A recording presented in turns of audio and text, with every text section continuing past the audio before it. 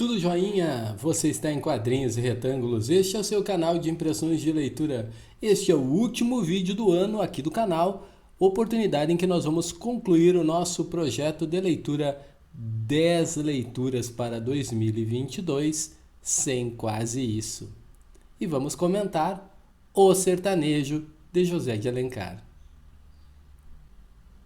Pessoal, eu falei, vamos concluir o nosso projeto, mas não é bem isso. O nosso projeto é 10 leituras para 2022 sem quase isso, mas o fato é que aconteceu um quase isso. Nós não conseguimos ler as nossas 10 leituras programadas, as nossas 10 leituras obrigatórias. Ficou faltando o processo do Kafka. Este livro ficou intocável aqui, nem chegamos a abrir, mas enfim, leremos o processo do Kafka e assim que nós lermos, ele terá resenha aqui no canal. Por enquanto, então, nós ficamos com as nossas 10 leituras com quase isso, já que não conseguimos ler o processo, e vamos concluir com O Sertanejo. Nessa conclusão meio estranha, vocês já entenderam, né? Melhor do que nada. Mas enfim, esse aqui é um livro publicado originalmente em 1875, portanto século XIX, 10 anos depois de Iracema, que é considerada a obra-prima do autor. Ele é representante do romantismo regionalista brasileiro e a história é composta por lembranças do narrador, que inicia a sucessão de episódios envolvendo a família do capitão-mor Gonçalo Pires Campelo em dezembro de 1764, portanto, no século anterior, lá no século XVIII.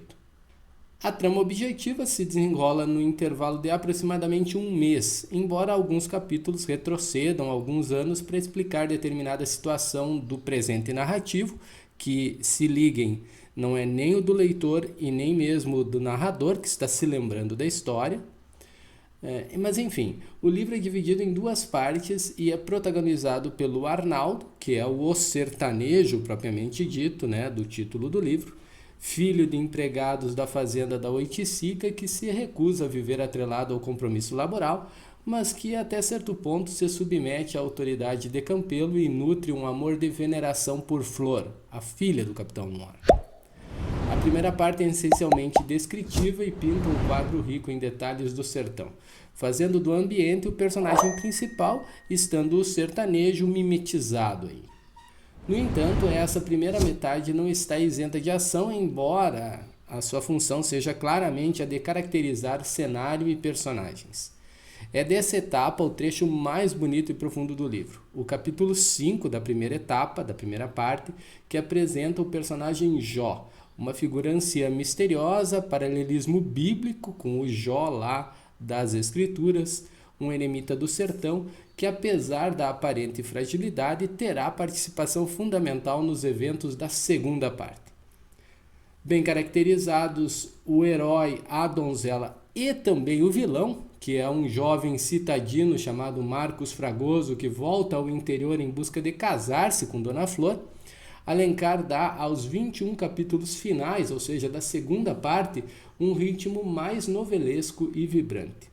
Herói e vilão provocam a ira um do outro em função da donzela que está em idade de casar. A gente já sabe disso, né? O confronto tem tons épicos à brasileira e o Alencar sabe narrar para gerar drama, suspense, espanto e, em todos os aspectos, surpreender fortemente o leitor. Apesar do aspecto inacabado da conclusão, é inegável que o narrador soube como finalizar a saga do sertanejo, deixando para o leitor a decisão sobre os destinos de Arnaldo e Flor.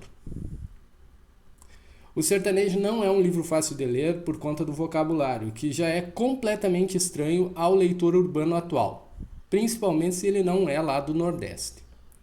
E o ritmo lento que caracteriza principalmente os primeiros 20 capítulos, ou seja, a primeira parte, que é praticamente 50% da obra, mas isso não o torna inacessível ou faz dele uma obra menor no conjunto alencariano.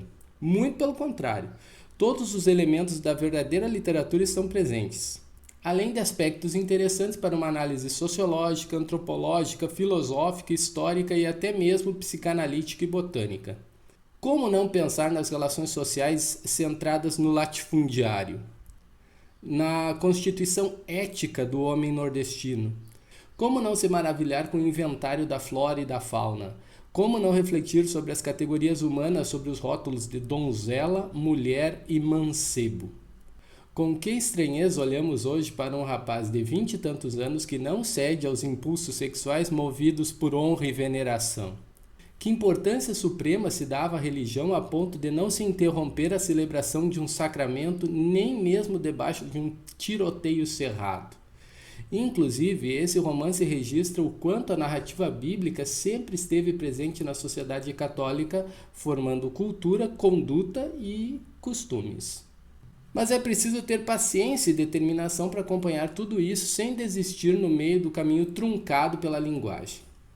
Em O Sertanejo, Alencar procura formar um herói nacional, mas também refugiar-se no ambiente natural, menos tocado e desfigurado como é o da cidade, subentendida como enfraquecedora do caráter e degeneradora dos costumes. Alencar toca ainda em pontos que seriam motivo de cancelamento hoje em dia para o pessoal do mimimi. Ele não critica a submissão das mulheres e ainda deixa claro o preconceito com negros e ciganos. Há inclusive uma possível referência à homossexualidade. Por tudo isso, esse é um livro que vale muito a pena ser lido e revalorizado. Então tá, pessoal, esse foi o nosso comentário de final de ano aqui no canal. Espero que você tenha gostado. Como eu disse, o nosso desafio de 10 leituras ficou no quase isso, mas não se preocupem, leremos o Processo do Kafka e teremos vídeo aqui no canal, só que vai ter que ficar para o ano que vem. Feliz ano novo, tenhamos um ano repleto de realizações, com muitas inscrições aqui no canal, com muitos comentários, inclusive eu estou esperando o teu comentário, não esquece, te inscreve, comenta, compartilha e vem somar conosco aqui no Quadrinhos Retângulos. Até a próxima!